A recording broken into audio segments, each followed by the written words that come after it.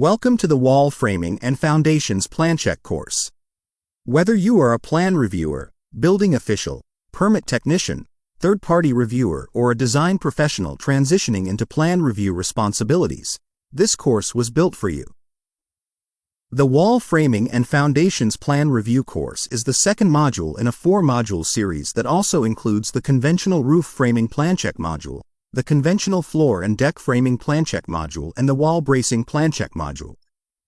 This training series is intended to deliver a top-notch learning experience that is centered on the structural plan review of wood-framed residential structures according to the adopted state residential codes that are based on the International Residential Code.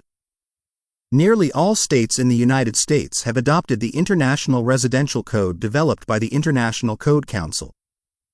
This module, along with the other modules in this series, may be used to provide continuing education units that are required by the International Code Council as well as various professional organizations and government agencies.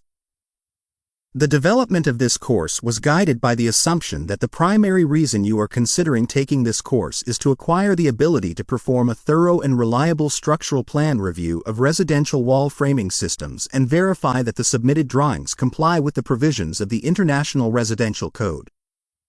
We have also considered that you may not have any training as a civil or structural engineer.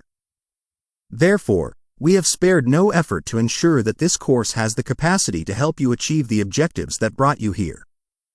The good news is that while the plan review process may appear overwhelming at first due to the number of code provisions involved, a disciplined and structured methodology can transform the process into a manageable and repeatable professional task.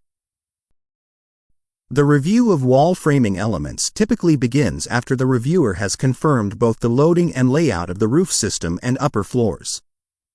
Wall framing elements and foundations support the roof framing elements and upper floors. This means that all the roof loads, including dead loads, live loads or snow loads, and wind uplift loads, will be transferred to the bearing walls supporting the roof framing. Additionally, lateral loads, including wind loads and seismic loads, are also supported by the wall framing. Therefore, we start by breaking down the intricacies of wall loading, where we will walk you through the critical wall loading requirements outlined in the residential building codes. We will also show you how to use resources outside the code to determine wall loading.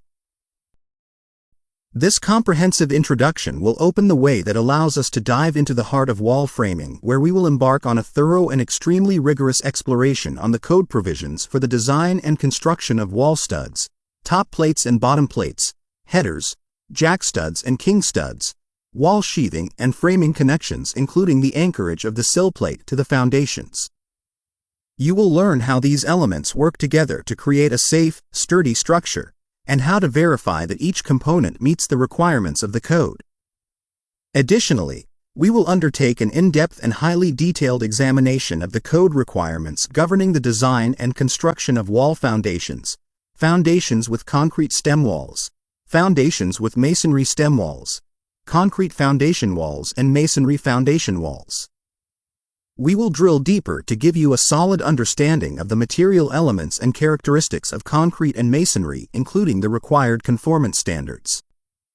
We will delve further to provide you with a comprehensive understanding of the essential elements on the installation of steel reinforcement. You will discover how these components interact to form a safe and durable structure, as well as how to verify that each component conforms to code requirements. One important section on this course that we have not highlighted is the section on the protection of wood against decay. This section brings together the requirements laid out in the code and the guidelines provided by the American Wood Protection Association.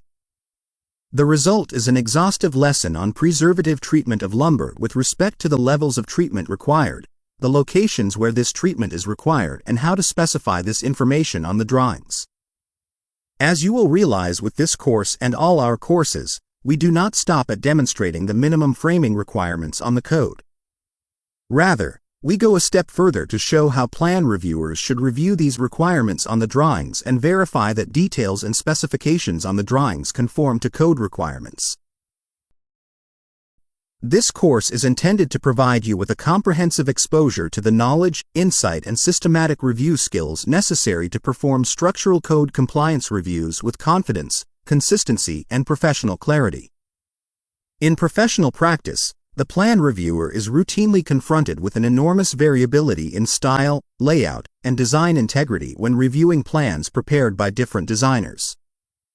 This variability introduces uncertainty and demands a disciplined approach that does not rely on assumptions or familiarity with individual drafting styles. A successful plan review process must therefore be based on a methodology that distills the essential structural elements from any project and systematically maps those elements onto the requirements of the code to verify compliance. When any portion of the design does not meet the requirements of the code, the plan reviewer must be prepared not only to identify the deficiency but also to communicate that deficiency in a clear and enforceable manner.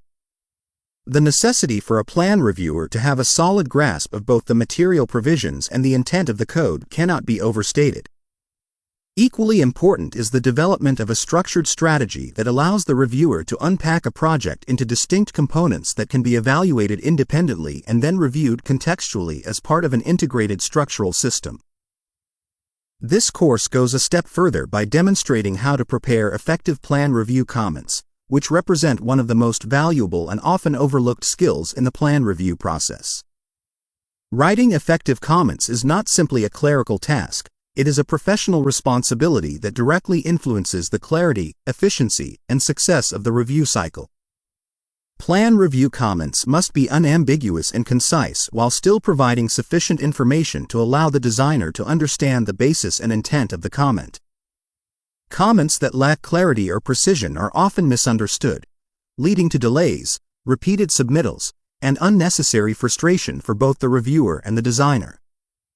For this reason, the methodology presented in this course treats comment writing as an integral component of the plan review process rather than an administrative afterthought. Each identified deficiency is paired with carefully structured commentary that reflects both the technical requirement of the code and the professional responsibility of the reviewer to communicate expectations clearly. Whether you are seeking to strengthen your professional review skills, improve the consistency and clarity of your plan reviews, or develop a disciplined methodology for evaluating structural drawings, this course provides the knowledge and tools necessary to help you succeed. Your journey to mastering conventional wall and foundation framing plan review begins here. Join us at www.praxispca.com.